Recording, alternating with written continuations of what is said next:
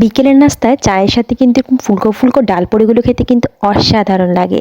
আজকে আপনাদের সাথে আমি এরকম একটু রেসিপি শেয়ার করব। আশা করি আপনাদের অনেক অনেক ভালো লাগবে। ওয়েলকাম করছি নুসুস মম কিচেন অ্যান্ড ব্লগে। আজকে আপনাদের সাথে আমি ডাল পুরি রেসিপি শেয়ার করব। এই জন্য অ্যাট ফার্স্ট আমি এখানে কিছুটা পরিমাণ ডাল কিছুক্ষণ ভিজিয়ে রেখেছিলাম যাতে করে সিদ্ধ হতে বেশি টাইম না লাগে।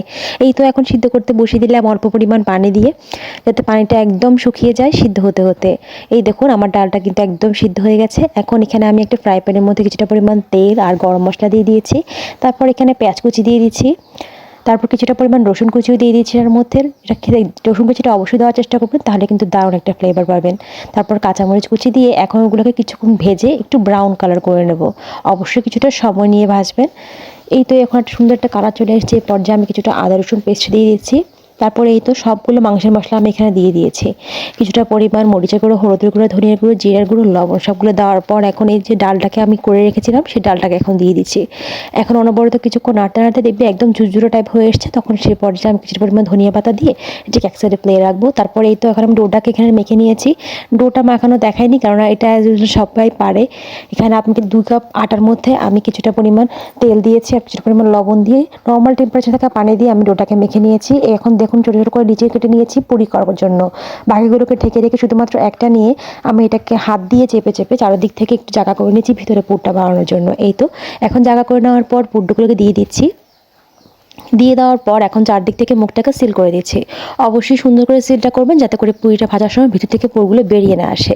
তারপর এই তো উল্টো করে রেখে দিচ্ছি। আপনারা কিন্তু এই সাইড থেকে বেলা শুরু করতে হবে। এরপর আরেকটাও দেখিয়ে দিচ্ছি। সেম প্রসেসে ভিতরে জায়গা করে আমি পুরটাকে ঢুকিয়ে নিচ্ছি। তারপর ভালো করে মুখটাকে সিল করে দিচ্ছি। এই কাজটা খুব সুন্দর করে করার চেষ্টা করবেন। আশা করি দেখেই বুঝতে পারছেন আমি কিভাবে করছি। আমি যেভাবে করছি আপনারা ঠিক সেম প্রসেসে করার চেষ্টা করবেন। এই দেখুন এভাবে করে আমি সবগুলোকে করে নিয়েছি। এখন আমি একটা নিয়ে বেলে নেব সুন্দর করে। এই তো একটা নিয়ে নিয়েছি, কিছুটা পরিমাণ তেল উপর থেকে মেখে দিয়েছি আর এখন সুন্দর করে গোল করে বেলে নিচ্ছি। প্রত্যেকটা পুরি আমি সুন্দর করে এভাবে বেলে নিয়েছি। দেখতেই পাচ্ছেন দেখতে কতটুকু সুন্দর হয়েছে। এভাবে করে আপনারা প্রত্যেকটা পুরি বেলে নেবেন, যাতে করে আলতো হাতে বেলা লাগবে, যাতে করে ভিতর থেকে পুরটা বেরিয়ে না আসে। কেননা পুর থেকে পুরটা বেরিয়ে আসলে কিন্তু আপনার পুরিটা ফুলতে চাইবে না। এই তো এদিকে আমি একটা মধ্যে আগে থেকে তেলটাকে গরম দিয়ে দিয়েছিলাম। আর এখন দেখুন এই পুরিটা দেওয়ার মাত্র কিছুক্ষণ পরে পুরিটা নিচ থেকে ফুলে উঠবে খুব সুন্দর করে। দেখতে পাচ্ছেন পুরিগুলো কত সুন্দর করে ফুলে উঠছে।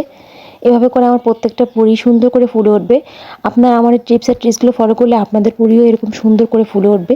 দেখতে পাচ্ছেন দেখতে কতটা সুন্দর হয়েছে। এভাবে প্রত্যেকটা পুরি আমি সেম প্রসেসে ভেজে নিচ্ছি।